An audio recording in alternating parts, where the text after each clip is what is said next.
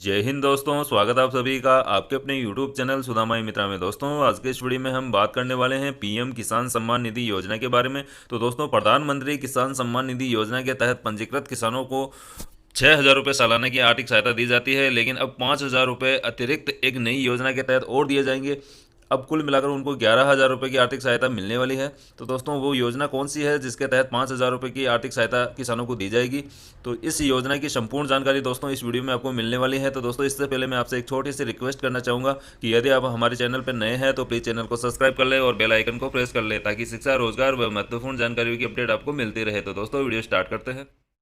तो दोस्तों, आप यहाँ पे देख सकते हैं पीएम किसान सम्मान निधि योजना। किसानों को 6,000 रुपये के अलावा मिलेंगे 5,000 रुपये। जानिए क्या है योजना। सरकार अब किसानों को 6,000 रुपये के अलावा अलग से 5,000 रुपये दे सकती है। ये पैसा किसानों को खाद खरीदने के लिए दिया जाएगा। तो दोस्तों, ये जो 5,000 रुपये की राशि आपको मिलने वाली है, ये किसानों को खाद खरीदने के लिए दिया जा रहा है। प्रधानमंत्री किसान सम्मान निधि योजना के तहत मोदी सरकार किसानों को सालाना 3 बराबर किस्तों में 6,000 रुपये देती है। सरकार का मकसद है कि किसानों की आय 2022 तक बढ़ाकर दोगुनी कर दी जाए। सरकार की इस योजना के तहत किसानों को ये पैसा सीधा उनके बैंक खाते में दिया जाता है।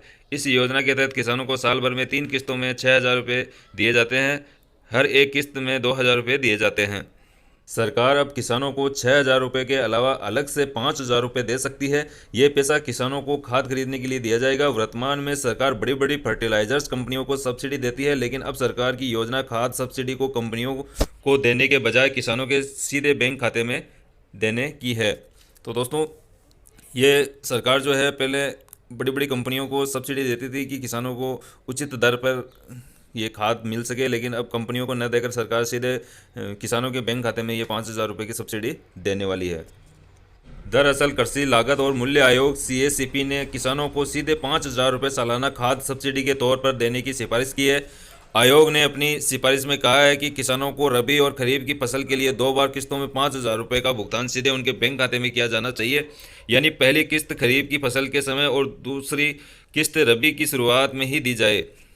सीएसीपी की इस सिफारिश को अगर केंद्र सरकार मान लेती है तो फिर किसानों को साल में कुल 11,000 रुपये की नकद राशि मिलेगी, क्योंकि सब्सिडी का सीधा पैसा किसानों के बैंक खाते में आएगा और उन्हें बाजार मूल्य पर खाद खरीदनी होगी।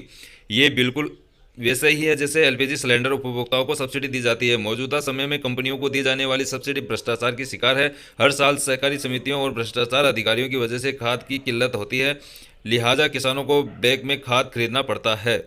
केंद्र सरकार डायरेक्ट बेनिफिट ट्रांसफर डीबीटी के जरिए किसानों के बैंक अकाउंट में पैसे भेजने के लिए विचार कर रही है। सरकार ने इसके लिए साल 2017 में ही आयोग का गठन कर दिया था, लेकिन अब तक कोई ठोस काम नहीं हो पाया था। लेकिन अब सीएसीपी की सिफारिश जल्द ही लागू होने की उम्मीद जताई जा रही है। तो दोस्तों, आपको पता चल गया होगा कि ये जो 5,000 रुपये की राशि है किसानों को किस योजना के तहत मिलने वाली है।